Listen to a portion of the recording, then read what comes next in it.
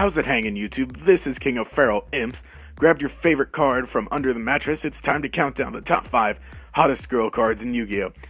Now just a quick warning. I've had a bit of Pepsi to drink, so I'm hyper and everything. I also had like a bunch of Slim Jims.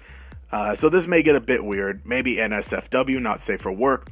If you're under 13, you shouldn't be watching this. Just straight up, please don't watch this. And another thing. Please respect women in real life. These are just cards, and they were obviously drawn, sexualized, and kind of meant to be like that. So I guess that sort of maybe justifies the ranking, but whatever, they're just cards. And because they're just cards, don't jerk it to cards. I'm going to quickly go over the rules/criteria. First, they must be human, for now at least. Next, they must be female. For now, at least. Maybe in the future I'll do the top 10 hottest non-humans, top 10 hottest guys in Yu-Gi-Oh! Maybe. I don't know if this goes well, if this isn't a train wreck. And lastly, their ranking in this list and inclusion in this list will be a combination of their physical attributes and as well as the fan art and the fan reception. You do not know how hard it was to make this list, and don't even get me started on the fact that Rule 34 was suggested for every image search. Let's get this show on the road. Number 5 is Mermail Abyss Lind. Now I know I said it must be human, but when it comes to mermaids, the whole being half fish thing is kind of irrelevant. Mermail Abyss Lind is actually a great card. Well, not that that matters right now, but hey, it saw a lot of play, and she swam her way into our hearts and decks and maybe dreams. Out of all the mermaids, she was actually drawn with a suggestive look and even pose, and if you're a guy who likes blue hair, well, her locks are as blue as the ocean is deep. Number 4 today on the list is High Priestess of Prophecy. The High Priestess here has some similarities with Abyss Lind as far as playability and likability go. She's posed seductively as well, and that book.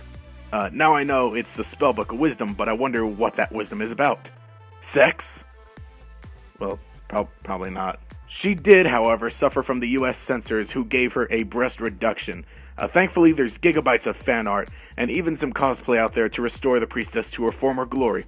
And if blue hair isn't your thing, then pink is the way to go. Well, she's the card for you. I don't know. Next, number 3 on the list is Mila the Temporal Magician. Never heard of her? Well, I don't blame you.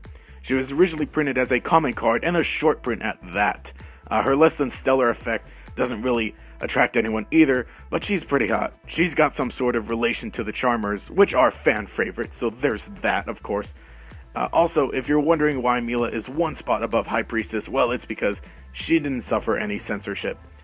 I think also that Mila fan art is hotter as well, but that's just from what I've seen. She's also got white hair, which reminds me of Mira Jane's from Fairy Tail, and yeah, talking a lot about hair today. Sadly though, she's not that well known and loved and doesn't exactly, show up much, so I guess she's just fine here at number 3. Number 2 today is Harpy Dancer. Even though Harpies generally tend to be hot, Harpy Dancer tends to get some more love. Dancer was one of the new cards that helped to revamp the deck, and she can just annihilate your opponent's back row, almost completely. Harpy Queen was a strong contender for this spot, but Dancer is just more suggestive. The original OCG artwork is even more like, whoa, of course for all Harpies. And the fan art just went crazy with some of that, which I'm leaving it out for the sake of the children who didn't take my warning. Although this artwork was censored in the TCG just like all the Harpies, so I guess maybe just shy of the number 1 spot. Now, number 1 is Dark Magician Girl.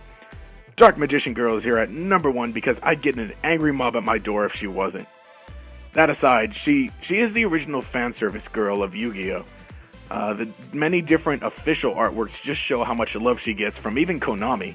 And if Konami can love her, well, why shouldn't we?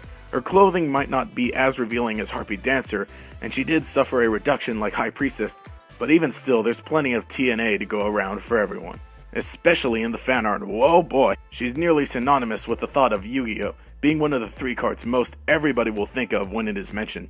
And don't even get me started on the fact that Dark Magician Girl the Dragonite is Raiden a dragon, Timaeus, to be more specific. Well, that's enough for me. Anyway, my personal number 1 is Winda, Priestess of Gusto, as most of you might already know. I don't know what it is. Maybe it's her green hair. And there we go again, talking about hair.